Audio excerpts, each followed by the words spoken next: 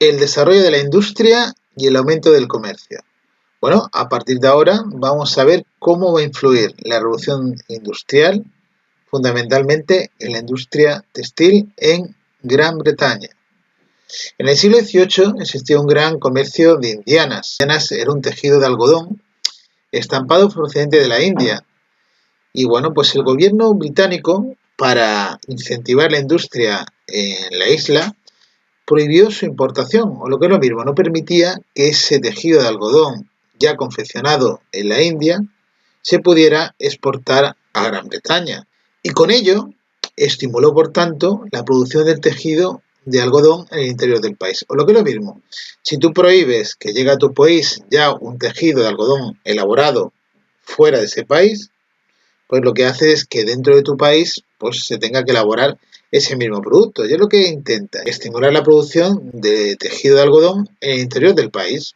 Máquinas de tejer, máquinas de hilar dentro de Inglaterra y allí en Inglaterra confeccionar el producto. No que venga ya el producto elaborado desde fuera, porque si no la industria pues no crece. Anteriormente se desarrollaban diferentes prendas de vestir de lana y de otro tipo de materiales, pero claro, cuando encuentran el algodón se dan cuenta que el algodón es mucho mejor. Fijaros, el algodón es un tejido suave, de fácil lavado y más higiénico que la lana. La mayoría de las camisetas que nos ponemos, muchas de ellas son de algodón. Por lo tanto, fue muy bien aceptado por todos los consumidores. Además, se producía en grandes cantidades, resultaba sumamente económico. La materia prima, el algodón en rama, se adquiría a bajo costo, porque se importaba de la India o de las grandes plantaciones esclavistas de los Estados Unidos. El proceso de mecanización se inició con la lanzadera volante de Kay en 1733. La lanzadera volante la tenemos aquí. Como veis, la lanzadera volante es una pieza en forma de barco y con ruedas usada para tramar, para generar lo que es la pieza textil, desplazándola de un lado a otro. Esta lanzadera va a ser fundamental porque va a aumentar el proceso de tejido. Tendríamos que hablar de las máquinas de hilar. Fijaros qué nombres: Spinning Jenny, Mule Jenny, Butterframe. Estas máquinas de hilar incrementaron la productividad en el hilado. El último paso será la incorporación del telar mecánico, fundamental el telar mecánico, de Cartwright en 1785, porque con esto aumenta la producción de tejido y permitió el abaratamiento de su coste. Aumenta la producción de tejido porque anteriormente teníamos una máquina que permitía crear hilo, ¿no? Se crea mucho hilo y con ese hilo, si se utiliza en un telar mecánico, pues imaginaros, ¿no? Se consiguen confeccionar pues prendas a una mayor velocidad. La siderurgia. En el siglo XVIII aumentó considerablemente la demanda de hierro para fabricar barcos, municiones, máquinas y herramientas. Ello estimuló la búsqueda de un combustible para la siderurgia. Ya sabéis que la siderurgia se encarga del desarrollo de la elaboración de maquinaria, ¿no? De maquinaria utilizando pues metales, utilizando el hierro y utilizando el acero, entre otras cosas. Bueno, claro, para poder fundir el hierro o para poder crear acero se necesita pues calentar muchísimo lo que son estos materiales y por eso necesitamos un combustible que nos valga para esto. Y lo que está diciendo, búsqueda de un combustible para siderurgia menos costoso y más efectivo que el carbón vegetal usado hasta entonces. ¿Qué van a utilizar? Creo que ya lo sabéis, ¿no? Efectivamente, el combustible que van a empezar a utilizar ahora en la primera revolución industrial es... es el carbón de coque por Darby. Lo dicen por aquí, el uso del carbón de coque por Darby en 1709. En los altos hornos usado para la fundición, para fundir el hierro. Su elevado poder calorífico permitió la producción de hierro en grandes cantidades y fomentó el crecimiento de la minería del carbón. Lo podemos entender, ¿no? Se necesita dentro de la siderurgia, pues ¿cómo hemos dicho que se llamaba? Un combustible para crear una gran carga calorífica y, claro, el carbón de coque va a ser fundamental. El perfeccionamiento de técnicas como la pudelación y el laminado del hierro, inventadas por Cork en 1783, fue importante para el desarrollo de la siderurgia. Aquí tenemos piezas de acero, láminas de acero, nos hablaba del laminado, Y el pudelado es una manera de refinar el hierro para conseguir hierro forjado. Más adelante, en 1855, se creó el convertidor de Bessemer, que yo muchas veces en clase, para que os acordéis de este nombre, empiezo a hacer el tonto y digo algo así como Bessemer, Bessemer mucho, perdón, pero no lo puedo evitar. No es Bessemer mucho, pero sí el convertidor de Bessemer. Aquello no se os olvida, que permitió la fabricación de acero, que el acero pues, es fundamental, que es una mezcla de hierro y carbono. Vamos a ver este dibujo, si os parece bien. Aquí tenemos la materia prima. Si os dais cuenta, mineral de hierro y, claro, para carga calorífica, el carbón. ¿Qué hacemos? Tenemos un horno de coque. ¿Por qué? Porque el carbón que vamos a utilizar es carbón de coque. Echamos el carbón y, claro, al alto horno. ¿Qué hace esto? Que el hierro se vaya fundiendo. Se va fundiendo el hierro, la escoria la dejamos aquí y, claro, con el convertidor estamos pasando del hierro fundido, lo pasamos a acero líquido. ¿Este acero líquido dónde va a ir pasando? A diferentes moldes. ¿Por qué con estos moldes? Porque de esta manera conseguimos este acero sólido, diferentes lingotes que nos van a ayudar luego, si os dais cuenta, a crear láminas de acero o piezas de acero como estas vigas que tenemos. Como ya sabéis, el acero, esa mezcla de hierro y carbono, es un material de gran elasticidad, muy apto para la construcción de maquinaria, herramientas, edificios, obras públicas. La minería del carbón y del hierro. Como ya hemos visto, el carbón de coque va a ser la carga calorífica que va a ayudar a desarrollarse con mayor fuerza la siderurgia. El carbón, por lo tanto, se convirtió en la gran fuente de energía de la revolución industrial. La demanda de carbón mineral aumentó debido a su utilización en las máquinas de vapor, que también lo va a utilizar, y para la fabricación, como hemos visto anteriormente, de hierro y acero. Ya lo sabéis, en los altos hornos. Las minas de carbón proliferaron en Europa y ya os he comentado que en Gales se va a desarrollar una de las grandes zonas mineras en toda Europa.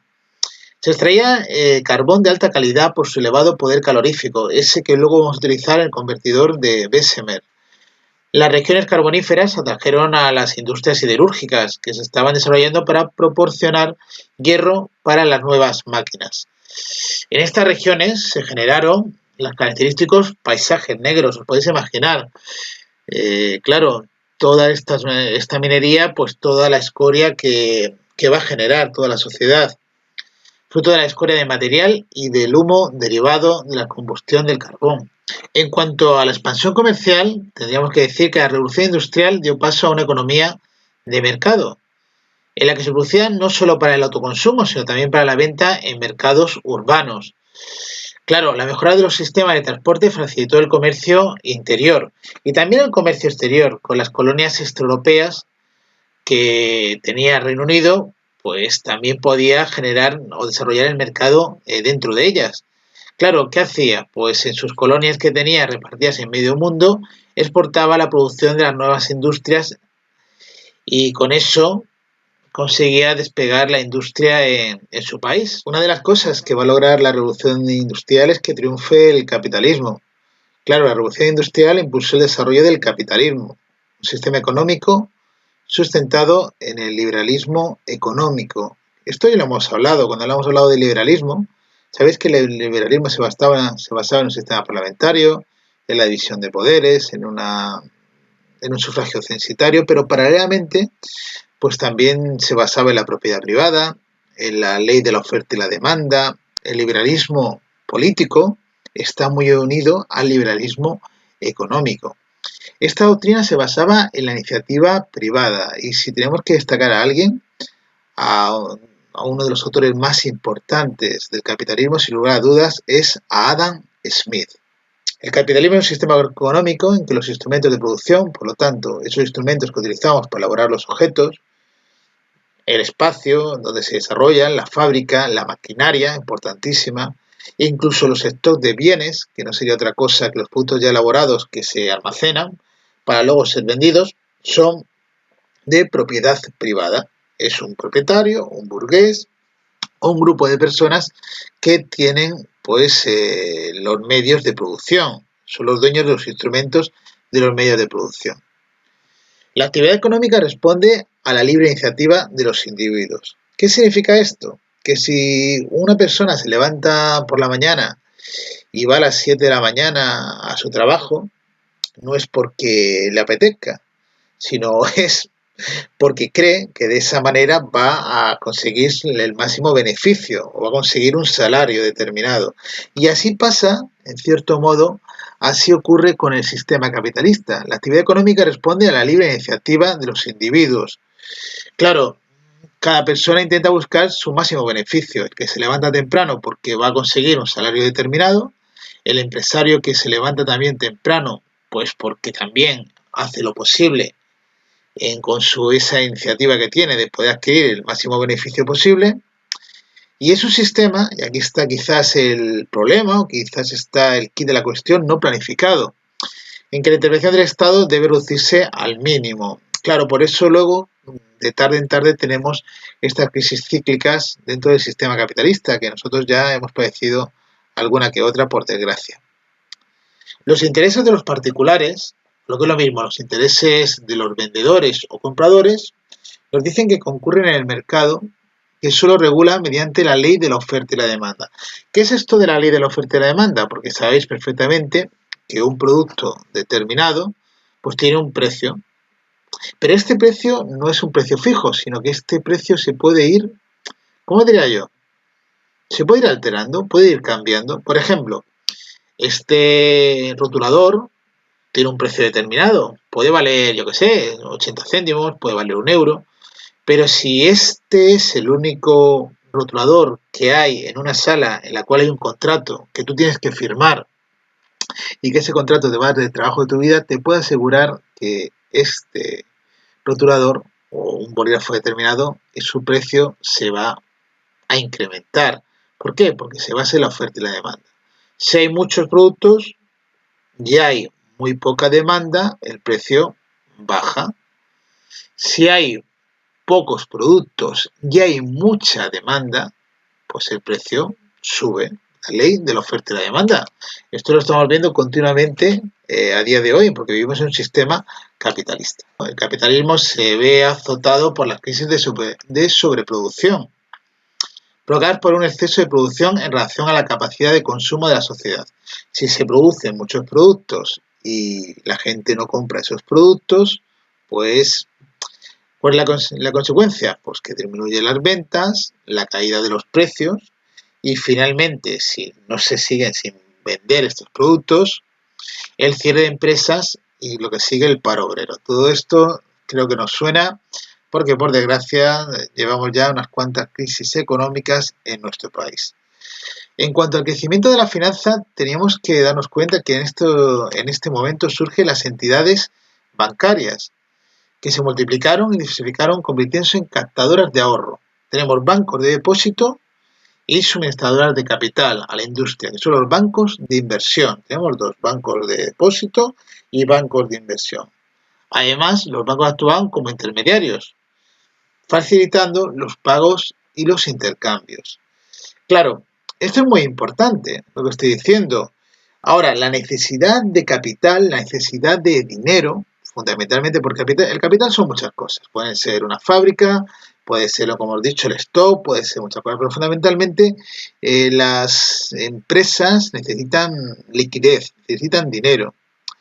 Entonces, la necesidad de capital para fundar una nueva empresa llevó a la creación de sociedades anónimas. ¿Qué son esto de las sociedades anónimas?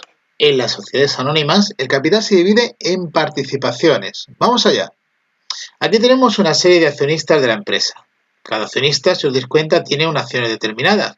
Unos tienen 30, 40, 20, 10, son todos socios y son accionistas de la empresa.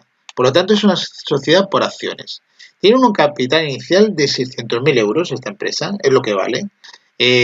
Cada acción de esta empresa vale 6.000 euros. Este será el valor nominal. Y es lo que nos dicen aquí.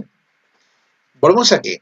Sociedad anónima, sociedad anónima. El capital se divide en participaciones, ya las habéis visto, ¿no? Las diferentes participaciones, cada uno tiene unas acciones determinadas hasta llegar a las 100 acciones, que son adquiridas por accionistas, aquí los tenemos, y dan derecho al cobro de beneficios. O lo que es lo mismo, si al final del año hay beneficios en la empresa, pues se reparten entre los socios los beneficios. ¿Cuántos se reparten estos beneficios? ¿Cuánto dinero proporcionalmente?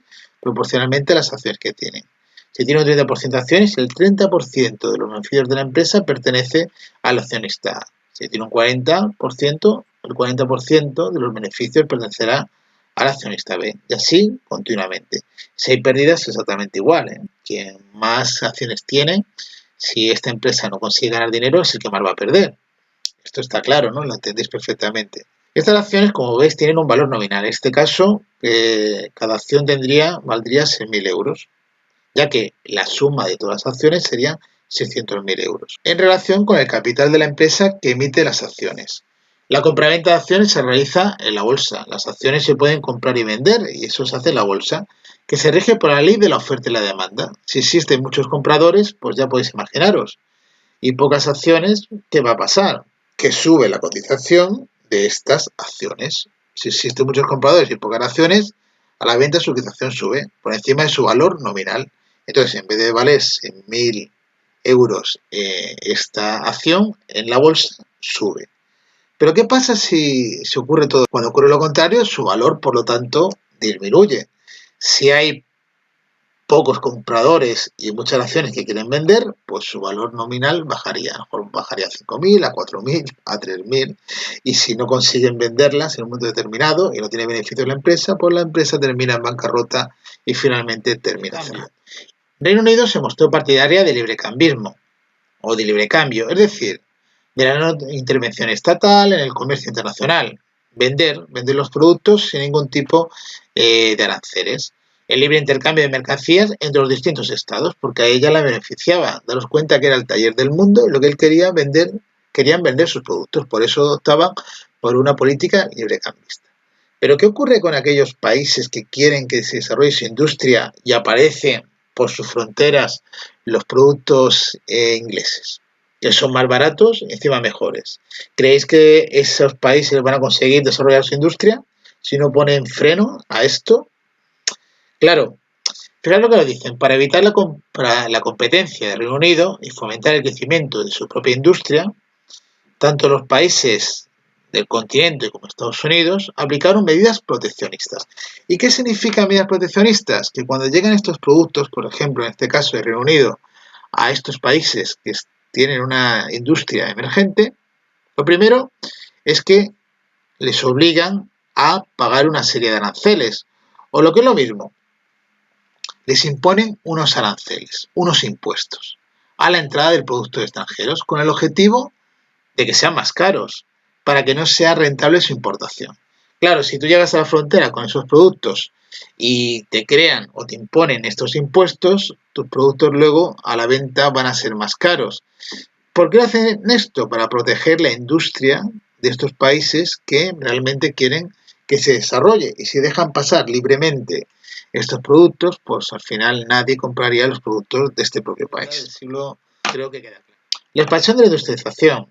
Como vemos en este mapa de 1850, ya vemos cómo en Reino Unido a finales del siglo XVIII se va a producir la primera revolución industrial. Tenemos la industria textil, las industrias diversificadas que se van desarrollando, el carbón, el hierro, bueno, lo estamos viendo aquí.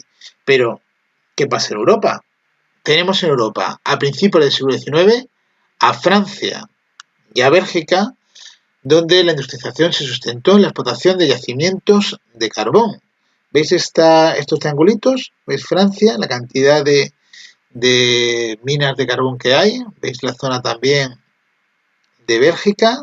Bueno, pues lo que me están diciendo aquí. A mediados del siglo, Alemania cimentó su desarrollo industrial en la abundancia de carbón y hierro. Si nos vamos también a Alemania, nos damos cuenta también que tiene pues, un montón de minas de carbón, pero también de hierro. Mirad los puntos rojos. Y el sector siderúrgico y químico, que serían estas especies de chimeneitas que van apareciendo también por todo lo que es la actual Alemania. Si en España, si os dais cuenta, tendríamos que irnos al norte de Italia y al norte de España para ver pues un incipiente desarrollo de la industria, sobre todo en la zona del País Vasco, y en la zona de Barcelona. Barcelona por la zona de Cataluña, por la industria textil, y el País Vasco por la siderurgia. Y luego tenemos también diferentes minerías relacionadas con el carbón, la cuenca minera de Asturias, que es lo que estamos viendo en el mapa. En Europa Oriental ya vemos también que, bueno, nos dicen que permaneció vigente durante todo el siglo XIX el antiguo régimen. Y solo en la zona localizada de los imperios austrohúngaros, sabes que el antiguo imperio austrohúngaro sería todo esto, y ruso, se asentó a finales del siglo una incipiente industrialización, pero tendrá que ser a finales del siglo XIX. En el resto del mundo ya veis que poco más, y tan solo Estados Unidos y Japón sí se va a producir un desarrollo muy importante de la industrialización.